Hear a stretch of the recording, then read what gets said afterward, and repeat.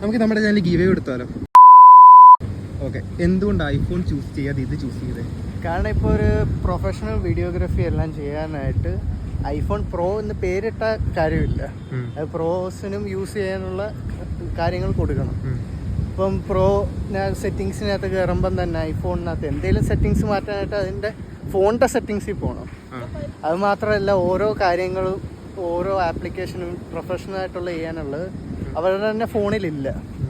അപ്പം അതെല്ലാം ഈ വിവോയ്ക്കകത്ത് അവർ തന്നെ ഫുൾ സെറ്റ് ചെയ്താണ് കൊടുക്കുന്നത്. അവരുടെ ഫോട്ടോഗ്രാഫിക്കായിട്ട് പല കാര്യങ്ങൾ. പിന്നെ ഐഫോണിനകത്ത് ഫിൽറ്റേഴ്സ്, ഇവർ ഫിൽറ്റേഴ്സ് അല്ല, അതിനകത്ത് ഫിലിം എമുലേഷൻ എന്ന് പറഞ്ഞ് വേറെ ഒരു പ്രത്യേക റോർ ലെവലിൽ എഡിറ്റിംഗ് പരിപാടിയാണ്. പിന്നെ വീഡിയോസ് പണ്ട് തൊട്ട് ഐഫോണിൻ്റെ ആ ബെസ്റ്റ് വീഡിയോ. ബട്ട് ഈ പ്രാവശ്യം തൊട്ട് വിവോയുടെ ഫോട്ടോഗ്രാഫി ഓൾറെഡി ബെസ്റ്റാണ്.